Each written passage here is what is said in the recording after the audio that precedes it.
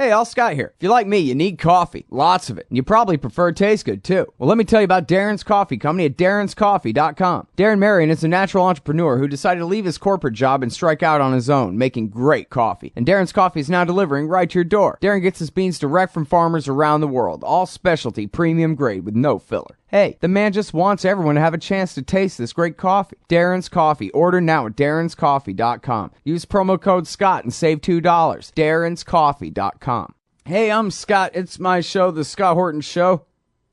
And our first guest on the show today is Empty Wheel, Marcy Wheeler. And that's her blog, emptywheel.net, and that's her handle on Twitter, too. You ought to follow her on there. Hey, Marcy, how are you?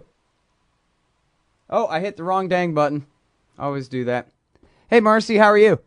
I'm still good. Don't hit the wrong button. Oh, good. I guess you said good back when the wrong button was hit. I did. Well, I'm glad you got a chance to say it twice then. Hey, listen, I appreciate you joining me on the show this morning, especially on the short notice and all that.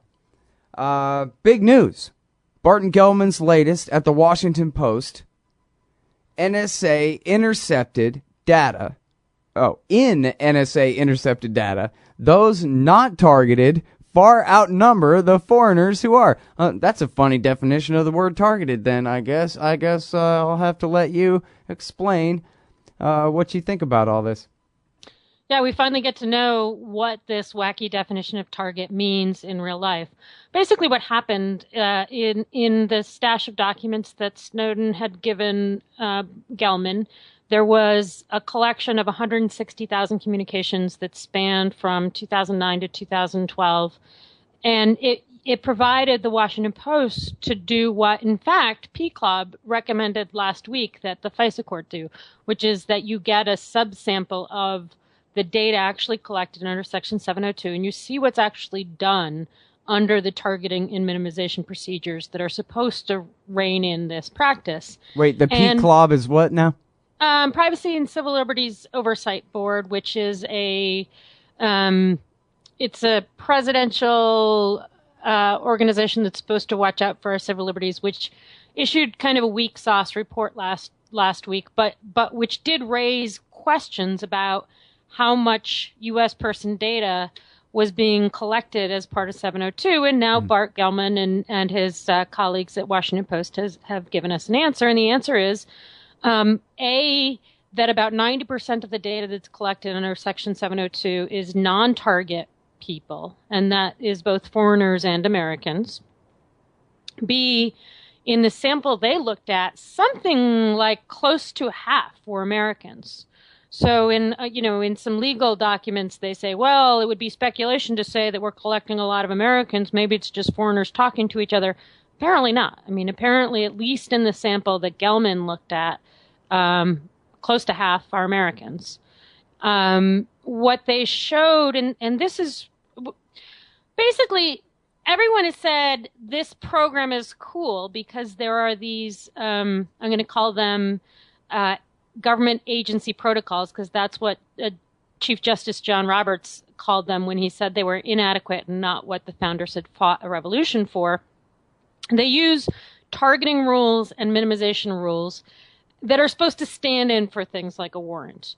And what Gellman's analysis showed, or the Washington Post, because he had some great colleagues work with him on this, and it took 4 months to do this analysis, what it showed was that, what PCLOB reported last week and what government witness after government witness have claimed about their foreignness designation. In other words, before they collect somebody under Section 702, they're supposed to make an argument that this person is overseas. And what the Washington Post found is that, in fact, they're using things like if you write emails in a foreign language, you must be overseas. If you're in a buddy list of somebody who's overseas, you must be overseas. They were using IP addresses, which of course is not very useful. So in other words, their foreignness designation is not as rigorous as PCLOB and a bunch of government witnesses have claimed. So that's the first problem. That means all these people who've rubber stamped this program have been misled. The second, even more important one for Americans, that last one affects everyone, is that the minimization procedures NSA uses require them to, when they look at a they look at a communication that involves a U.S. person. If it doesn't have significant foreign intelligence purpose, they're supposed to get rid of it. So in other words, if they intercept me and my father-in-law talking about how rainy it is this year in Ireland, they're supposed to get rid of that.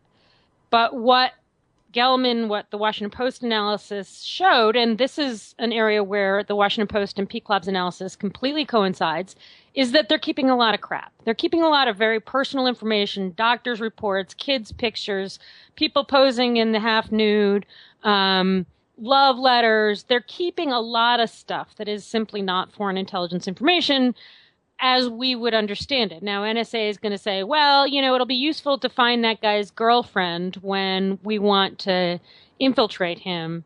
And that's probably why they're keeping it. But what that means is that the level for retaining information involving U.S. persons is far lower than the required minimization procedures would have you believe. So in other words, the FISA court has bought off on these minimization procedures that says you have to throw out communications that have no foreign intelligence purpose.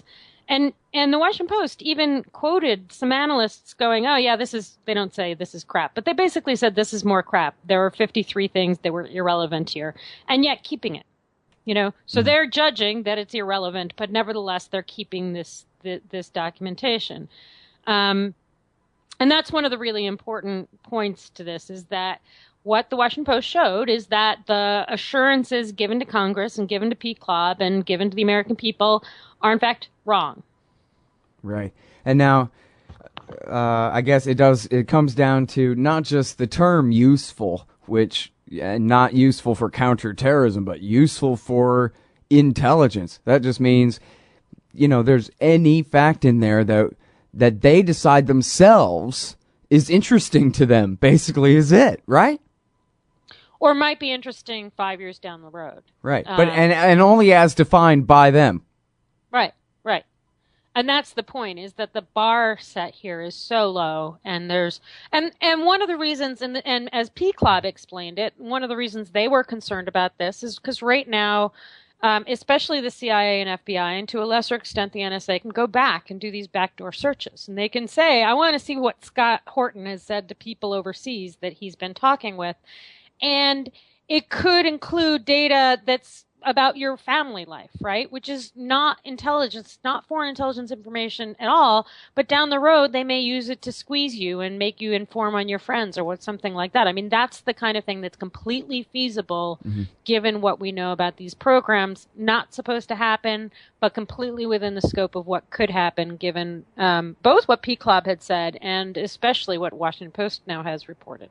Yeah, and now, so this is where we get to the real Orwellian nightmare there, like Frank Church put it back in the 1970s. If they ever took their spying apparatus that we have unleashed against the world and turned it inward, there would be nowhere to hide. It would be, and we've already seen a taste of this, and we don't even know how widespread it is, right? About the NSA collecting information and saying, oh, we figured out that we think this guy's, dealing drugs. So let's, launder the information and turn it over to the federal police or the state police or the local sheriff's department. And then they do that parallel construction. You guys make up an excuse for knowing what you know. Perjure yourself in your affidavits on this case, but here it is. But so we're only one step away from, or maybe we're not even there, maybe we're already a half step into, they can just go ahead and outright turn over their entire haul, their entire intelligence collection on the American people in the name of protecting us from foreign threats, and just turn all of that over to the cops. And just think about what all could be learned in data mining, all of that stuff. Again, like you're talking about, not necessarily criminal stuff, but who's screwing who. That's not, adultery's not a crime anymore, but you sure can control somebody big time with information like that. Oh man, and now a dang commercial break.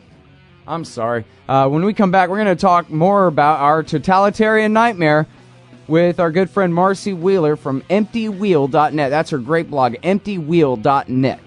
Back in just a second. Hey, you own a business? Maybe we should consider advertising on the show. See if we can make a little bit of money. My email address is scott@scotthorton.org. All right, you guys. Thanks for hanging in there through the break. We're back with Marcy Wheeler, Empty Wheel, they call her online, emptywheel.net. And also, that's her handle on Twitter, too. And I'm sorry, I ranted and raved right up to the break, as I sometimes do. Okay, often.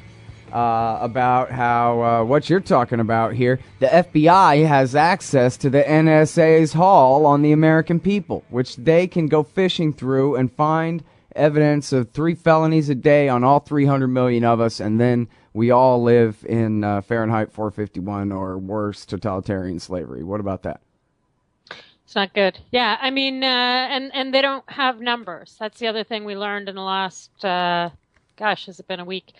The FBI doesn't actually count how many times they do backdoor searches. So there's, generally when in government they don't count something, it means there's a reason they don't want you to know how much they're doing. Well, and, when they did count, for example, how often they abuse their national security letter authority, the chief of the FBI went before the Congress and says, oh, yeah, we abuse a hell out of those. And I don't remember the numbers, but I believe it was thousands of times that he was happy to admit to even. Right. Yeah. I mean, if there's look, one of the things that they make clear is these databases are accessible to FBI agents.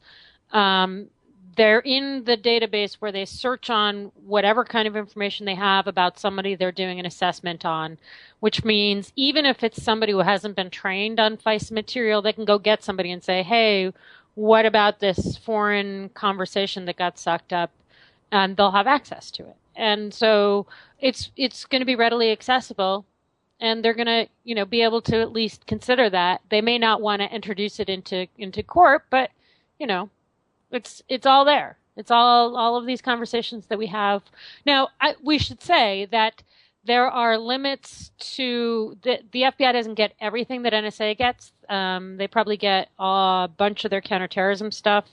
They probably get a bunch of their cybersecurity stuff, but they don't get, they don't necessarily get the U.S. listening on the Venezuelan president's sex talk.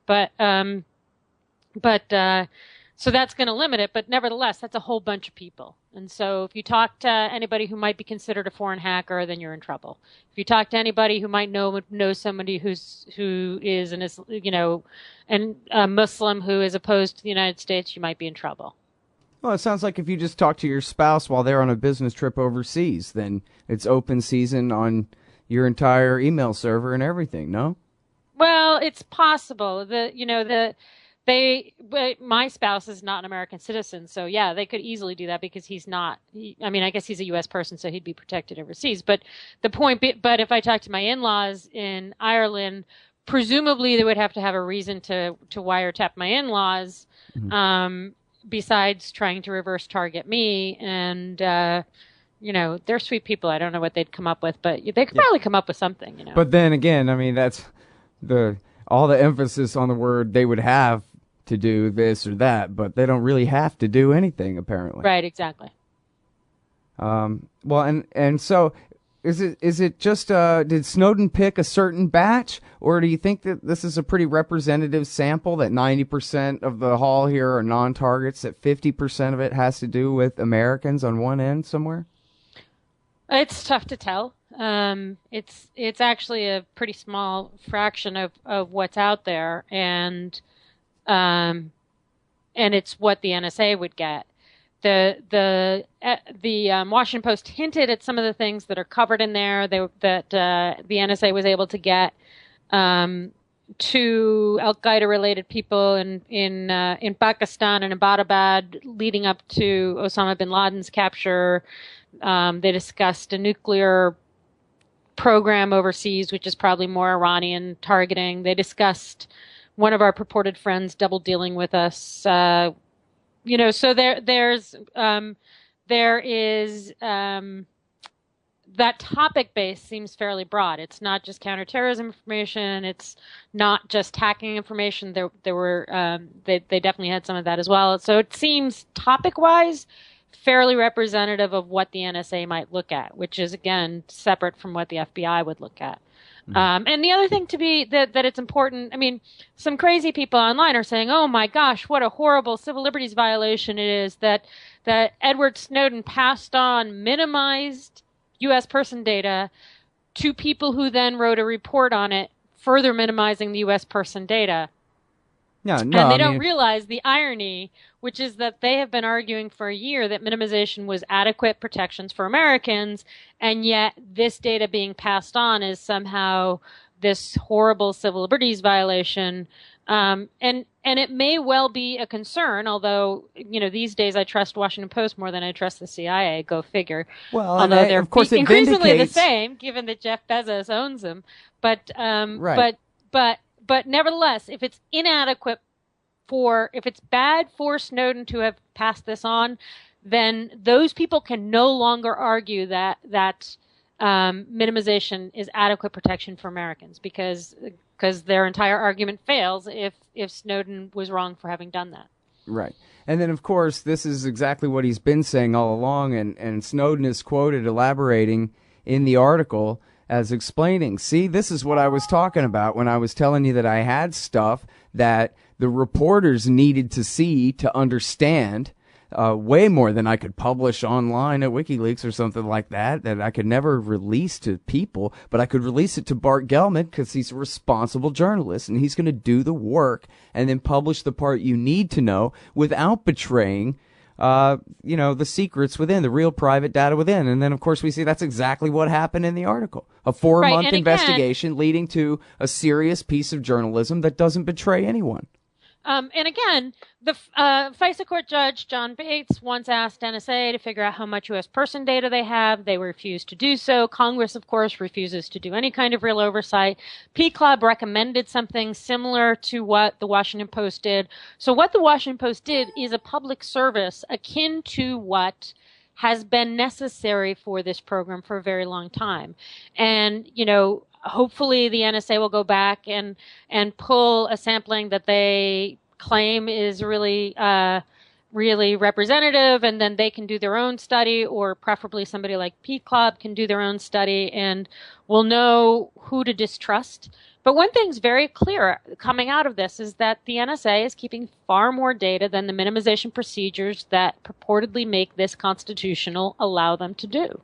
And that should be, P-Club kind of poo-pooed this. They said, well, yeah, whatever. But if they're not following the minimization procedures, they're not doing what the court has approved, which is the basis for it being constitutional. Right. And then, of course, like you're saying, the targeting, too, where they're saying, oh, well, if you're writing your email in a foreign language, then you must live in a foreign country. Are you kidding me? There are 300 million people in this country, and I don't know what the proportion of them it is that don't speak English as their first language, but it's a hell of a lot of them.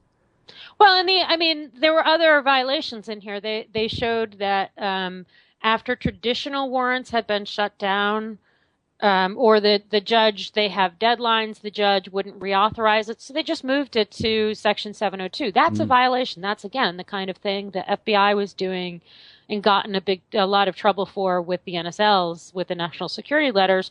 Well, apparently the NSA is doing the same thing, and it's arbitraging the various authorities it can use to go get this data.